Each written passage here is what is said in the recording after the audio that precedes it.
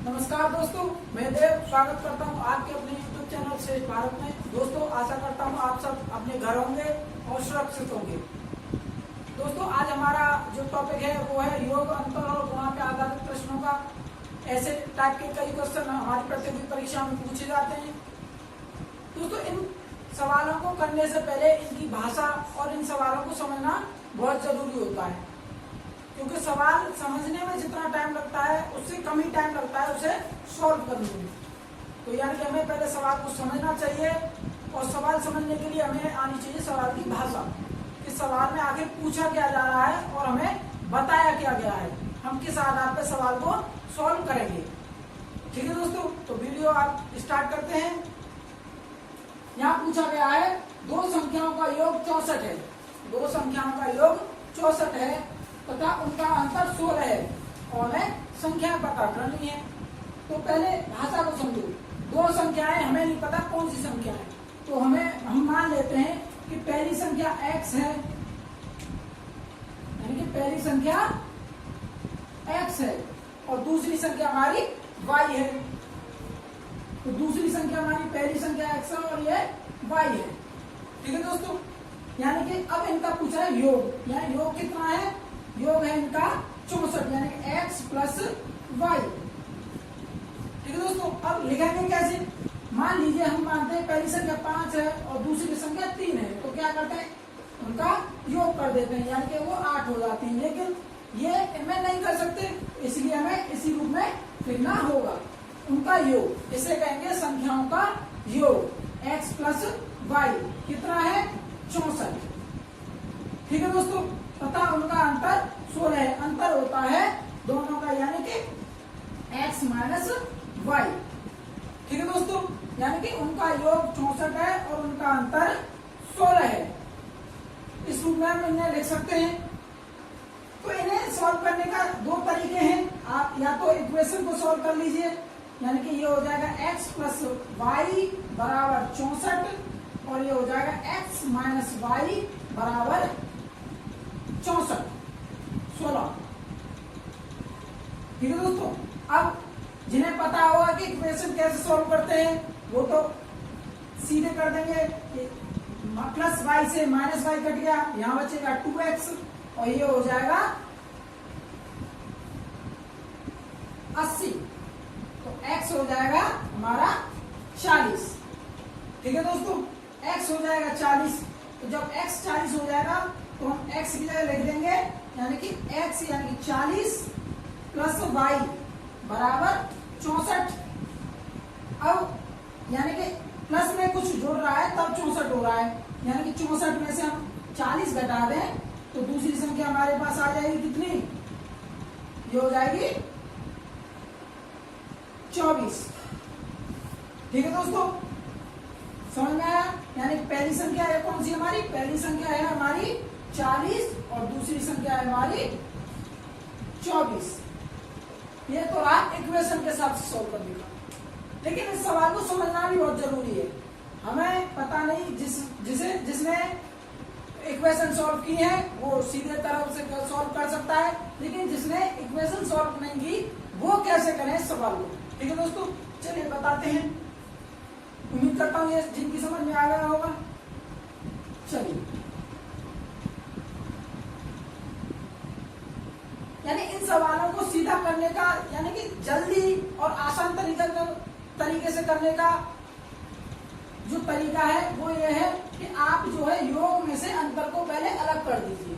मान लीजिए आप बाजार से टॉफी लेने गए, 5 टॉफी लाए और आप चाह रहे हैं कि मैं दूसरे जो आप भाई है उसका आपका उससे एक टॉफी ज्यादा लो, तो उस टॉफी को आप पहले 5 में से एक को अलग कर दीजिए, बची 4। अब आप बराबर बराबर ले लीजिए, यानी 2 आप ले लीजिए, 2 उसे दे दीजिए और एक आपका पहले से है ही, तो आपके हो जाएंगे 3 और उसकी हो जाएंगी 2।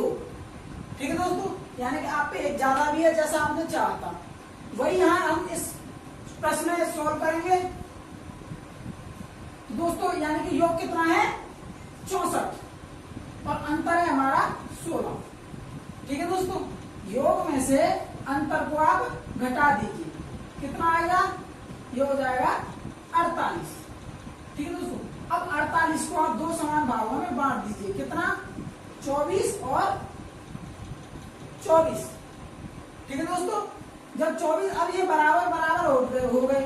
अब जो जिसको बड़ा करना है उससे आप 16 दे दीजिए, ये हो जाएगा कितना, 6 और 4 10, और ये हो जाएगा 40, और ये दूसरा भाग हो जाएगा 24, ठीक है दोस्तों। ना हमें कोई समीकरण हल करना पड़ा, ना किसी इक्वेशन को सॉल्व करना पड़ा, हम आराम से ऐसे सवालों को कर सकते हैं, ठीक है दोस्तों। उम्मीद करता हूँ समझ में आ गया होगा। चलिए दोस्तों बात करते हैं दूसरे सवाल की। ये लिखा है दो संख्याओं का योग, पहले यहां तक देखो, दो संख्याओं का योग यानी कि a प्लस b, इन्हें इस रूप में लिखा जाता है, उनके अंतर का, यानी उनके अंतर का, ठीक है दोस्तों। अंतर में ये डिफाइन नहीं होता कौन बड़ा है कौन छोटा है, a भी बड़ा हो सकता है b भी बड़ा हो सकता है, इसमें कोई दिक्कत वाली बात नहीं है। उनके अंतर का 4 गुना है, ये 4 गुना है, अगर इसमें मैं 4 का गुणा कर दूं तो ये दोनों बराबर हो जाएंगे, ठीक है दोस्तों। पहले तो ये समझ लीजिए, यानी यहां तक हम समझ गए। यदि एक संख्या 20 हो, अब इनमें से किसी को भी आप 20 मान सकते हैं। मैंने मान लिया 20 a है, यानी 1 बराबर 20 है, तो a प्लस b बराबर है 4 20 माइनस b, ठीक है दोस्तों। यानी कि हमने a के स्थान पर 20 का प्रयोग कर लिया है। अब देखते हैं 20 प्लस b बराबर हो 80 माइनस 4b, ठीक है दोस्तों। अब जब 20 को इधर लेंगे यानी 80, ये हो जाएगा 20 प्लस b माइनस के 80 और प्लस के 4b, ठीक है। तो माइनस के 80 है और प्लस के 20 है, घट जाएंगे, ये हो जाएंगे 60, और ये प्लस के 4b है और ये प्लस की 1b है, तो कितना हो जाएगा, ये हो जाएगा 5b, यानी कि 60 बराबर 5b, ठीक है दोस्तों। अब 5 से हम 60 को काट सकते हैं, कितना, 12 पन 60, तो b बराबर हो जाएगा 12। अब हम इस सवाल को क्रॉस चेक भी कर सकते हैं, यानी कि एक संख्या हो गई हमारी 12 और एक संख्या है हमारी 20। तो एक बार चेक करते हैं, मान लीजिए उनका योग, ठीक है दोस्तों, उनका योग यानी एक संख्या 20 है और एक संख्या 12 है, उनका योग हो गया 32। उनके अंतर का अगर मैं कहूं 20 माइनस 12 यानी कि 8, उनके अंतर का 4 गुना है क्या, 32 8 का 4 गुना है, 8 चौक 32, यानी कि हमारा सवाल सही है, ठीक है दोस्तों। आशा करता हूं समझ में आ गया होगा। चलिए बात करते हैं तीसरे सवाल। दो संख्याओं का अंतर 167 है, यानी बड़ी संख्या 782 हो तो छोटी संख्या कौन सी होगी, ठीक है दोस्तों। यानी दो संख्याओं का अंतर का मैंने बता दिया, आप b माइनस ए लिख सकते हैं या a माइनस b लिख सकते हैं, इससे बात से कोई फर्क नहीं पड़ता, आप ये ले लीजिए चाहे ये ले लीजिए।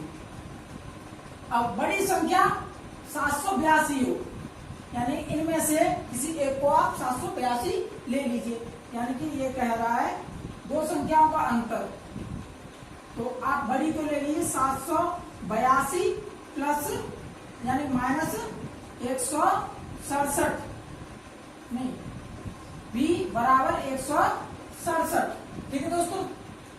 बड़ी संख्या में से छोटी संख्या घटाने पर ये आएगा।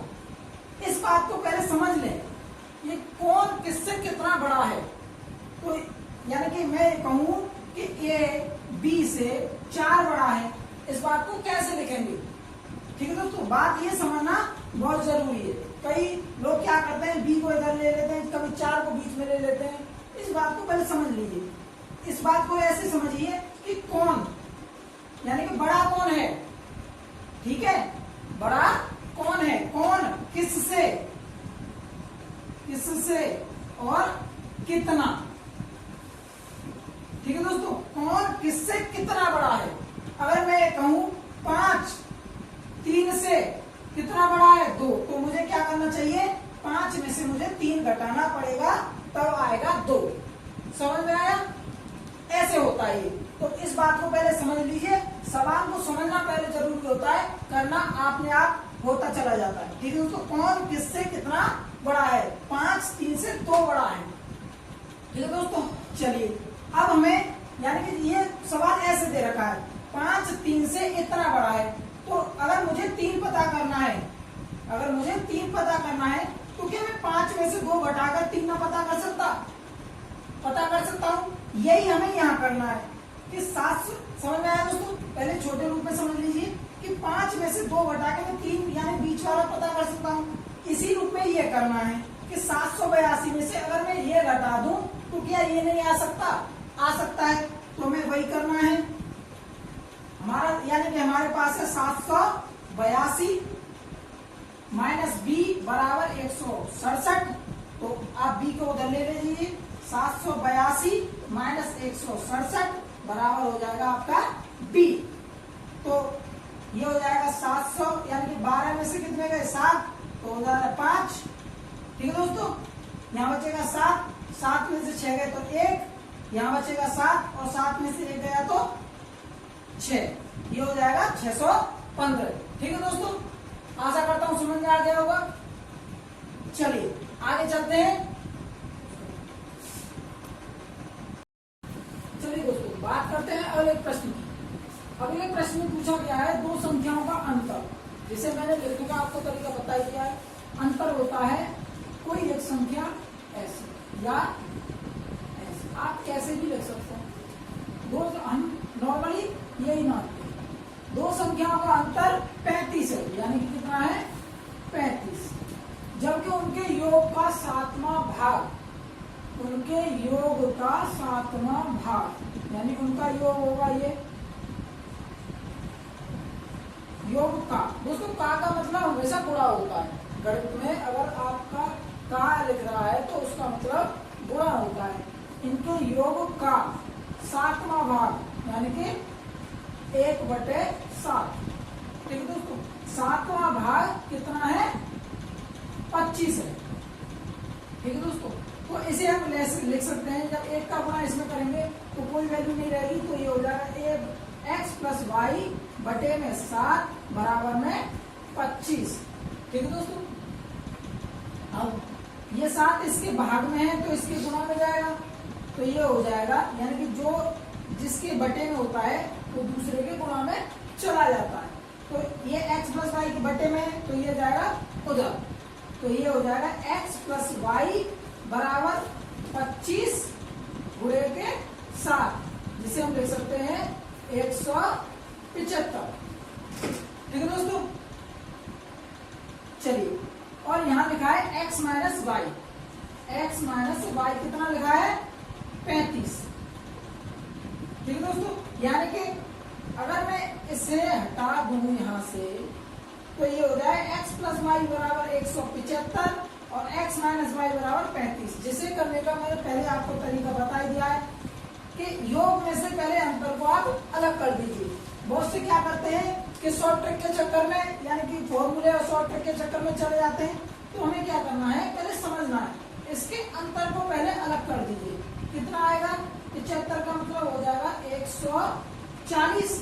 अब इस 140 को आपको बस ये करना क्या है, 2 समान भागों में विभाजित करना है, यानी 70 दूनी 140 हो गए, और जिसको 35 आप एक्स्ट्रा देना चाह रहे हैं उसे आप 35 एक्स्ट्रा दे दीजिए। तो ये एक हो जाएगी संख्या आपकी 70 और एक हो जाएगी आपकी 105।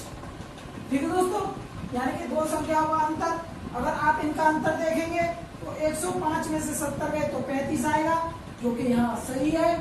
ठीक है दोस्तों, और उनके योग का योग कितना हो जाएगा, इनका योग हो जाएगा इनका 175 का 7वां भाग, 7वां भाग यानी 25 है, हमारा 25 ही आ रहा है, यानी कि हमारा सवाल सही है। ठीक है दोस्तों, समझ में आया। चलिए बढ़ते हैं आगे अगले सवाल की ओर। यहाँ लिखा हुआ है 2 संख्याओं के वर्गों का योग। दोस्तों पिछली वीडियो में हमने ये बता दिया है कि वर्गों का योग और योग का वर्ग ये दोनों अलग अलग चीजें हैं, इनको कभी आप एक नजरिए से नहीं देख सकते। यानी कि मैंने बताया था एक होता है योग का वर्ग, जिसे कहते हैं, पहले योग आ रहा है, इसे कहेंगे हम योग का वर्ग। ठीक है दोस्तों, यानी पहले जो योग आया है तो पहले हम योग करेंगे, उसके बाद वर्ग करेंगे। एक होता है वर्गों का योग, एक होता है वर्गों का योग, यानी कि इसमें पहले वर्ग होगा, यानी x का स्क्वायर प्लस y का स्क्वायर। योग के वर्ग को ऐसे लिखते हैं और वर्गों के योग को इस प्रकार लिखते हैं। ठीक है दोस्तों, चलिए चलते सवाल की ओर।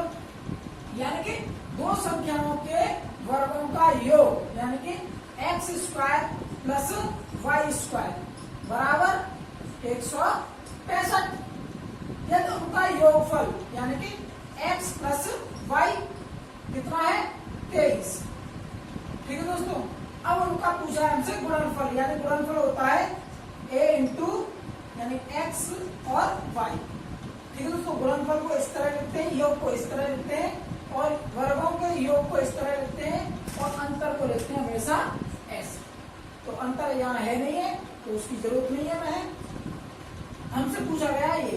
तो दोस्तों हम शुरू से पढ़ते आ रहे हैं, जिन्हें नहीं पढ़ा हो वो अब पढ़ लीजिएगा। हम शुरू से एक सूत्र पढ़ते आ रहे हैं, ए का स्क्वायर यानी ए प्लस बी का होल स्क्वायर। ठीक है दोस्तों, ए प्लस बी का होल स्क्वायर, इसे खोलते हैं, ए का स्क्वायर प्लस बी का स्क्वायर प्लस 2ab। ठीक है दोस्तों, अब हमारे पास a प्लस बी है, ये रहा, तो a प्लस बी को जगह लेते हैं 23 का स्क्वायर बराबर a का स्क्वायर प्लस b का स्क्वायर यानी x का स्क्वायर प्लस y का स्क्वायर हो जाएगा।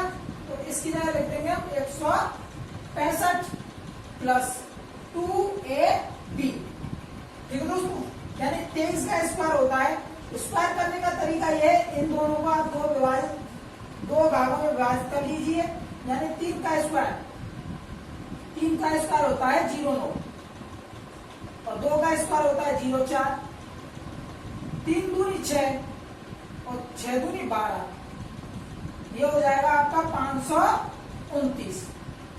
ठीक है दोस्तों, स्क्वायर करने में भी यही फॉर्मूला हमारा अप्लाई होता है। कितना हो गया 523। ठीक है दोस्तों, यानी कि हम 23 के स्क्वायर के नीचे लिख सकते हैं 500 कितना 29। ठीक है दोस्तों, 529। अब कितना हो जाएगा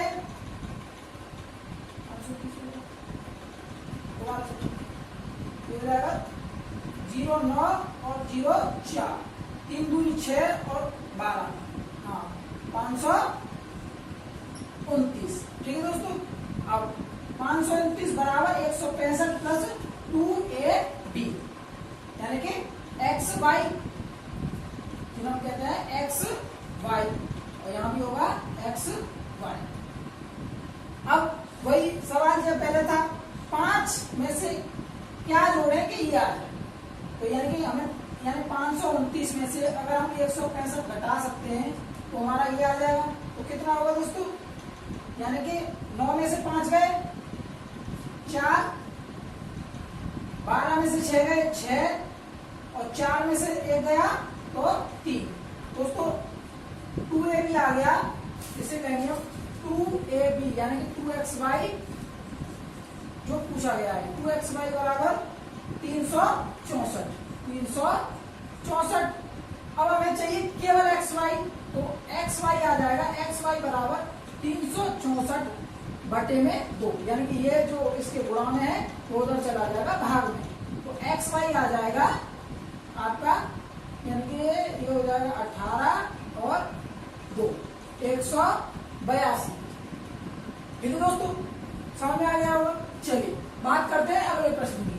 दो संख्याओं का गुणनफल को लिखते हैं हम a इंटू बी। इस प्रकार से दो संख्याओं का गुणनफल यानी कि a b इंटू बी हो जाएगा 126 तथा उनके योगफल जो है उनका योगफल होगा a प्लस बी बराबर 23। यानी कोई तो ऐसी संख्या है जिन्हें जोड़कर तो 23 आता है और उन्हें गुणा कर दें आपस में तो 126 आता है। उनके व्युत्क्रम, दोस्तों बड़ा आया है यहाँ व्युत्क्रम। तो पहले शब्द को समझना चाहिए, तभी तो हम सवाल को कर पाएंगे कि पूछा क्या जा रहा है। उनका व्युत्क्रम का योग पूछा जा रहा है। अब हमें व्युत्क्रम ही नहीं पता तो क्या करेंगे। तो व्युत्क्रम होता है संख्याओं के विपरीत, यानी कि अगर हमारी संख्या कोई x है तो इसका होगा 1/x। ठीक है दोस्तों, यानी कि संख्या हमारी कोई 2 है तो इसका हो जाएगा व्युत्क्रम 1/2। हमारी संख्या कोई 5 है तो इसका व्युत्क्रम हो जाएगा 1/5। हमारी संख्या कोई 1/5 है, हमारी संख्या कोई 2/5 है तो इसका व्युत्क्रम हो जाएगा 5/2।